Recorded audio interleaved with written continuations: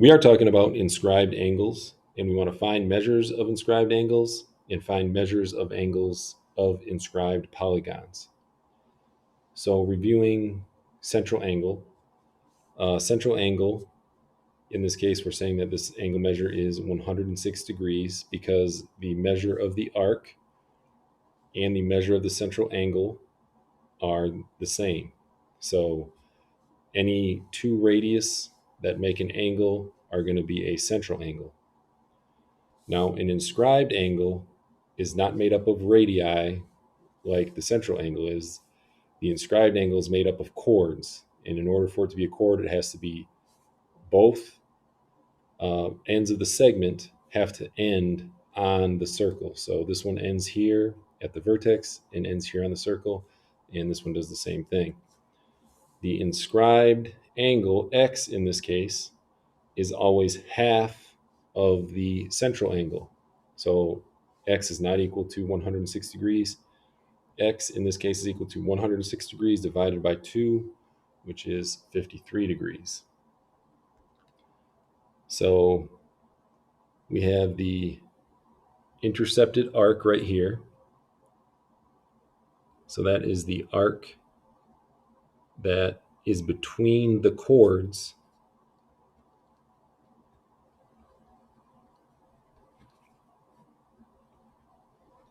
That is the arc that is between the chords that make up the inscribed angle.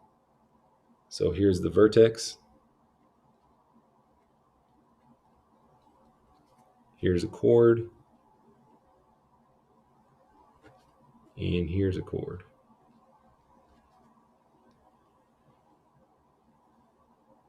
So we can see that the inscribed angle is made up of two chords and the intercepted arc. Our central angle is made up of two radii. So this is a radius, and this is a radius. And here is still our vertex at the center. So hopefully that can illustrate the parts a little bit more clearly. So here's the definition. An inscribed angle has a vertex on a circle, so right there's the vertex, and sides that contain chords of the circle. So in order for it to be a chord, it has to start on a circle and end on the circle. Endpoints do. The measure of the inscribed angle is equal to half the measure of the intercepted arc, or half the measure of the central angle. So here's the central angle, here's the intercepted arc. We can divide those by 2, either one of those, and that will give us our value there. So again, we have some more theorems. We don't have to memorize the number, we just have to memorize what the theorems mean and be able to apply those. So theorem 10.7, if two inscribed angles of a circle intercept the same arc or congruent arcs, then the angles are congruent. So here's the intercepted arc right here.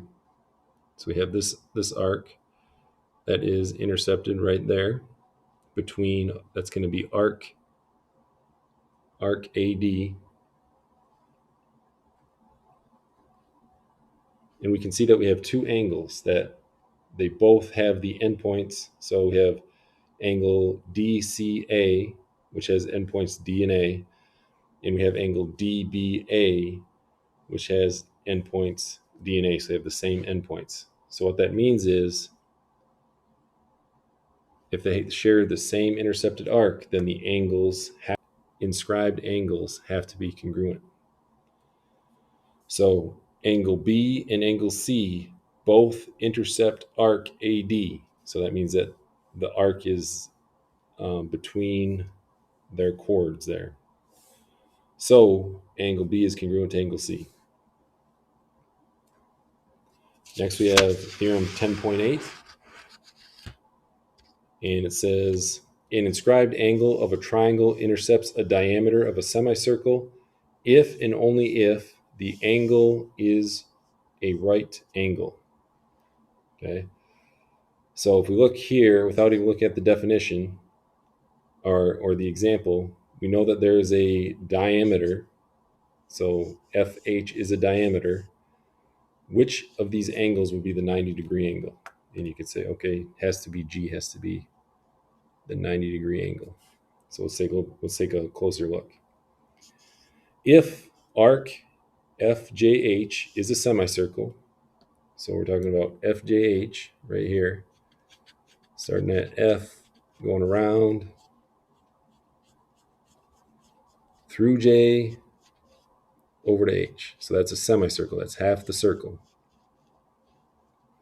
So if arc FJH is a semicircle, then the measure of angle G is 90 degrees, which we have measured there. Another way we can say it, if the measure of angle G is equal to 90 degrees, so if we know that that is 90 degrees, then arc FJH is a semicircle, okay? And line segment FH is a diameter. So we can also add that on here.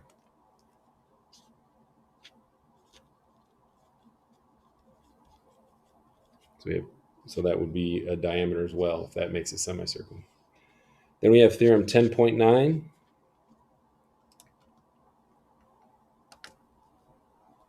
And one other thing that we can think about when we're talking about, we'll go back to 10.8 for a second. One other thing we can think about is the measure of angle HGF. So we have the measure of angle HGF. Okay. Now that is an inscribed angle. So remember, that's going to be half of the intercepted arc right there. Okay, so if it's a semicircle, that would be 180 degrees. So 180 degrees divided by 2, so that is equal to 90 degrees.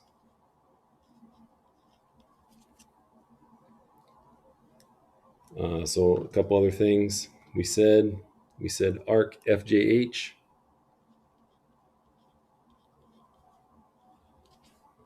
is a semicircle.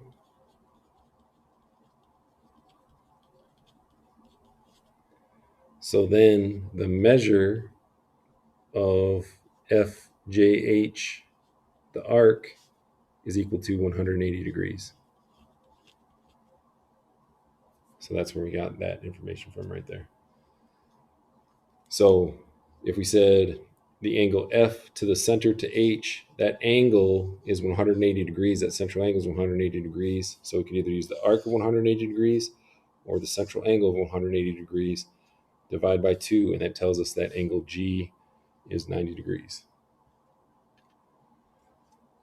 Theorem 10.9, if a quadrilateral is inscribed in a circle, then its opposite angles are supplementary. Okay, so supplementary means 180 degrees.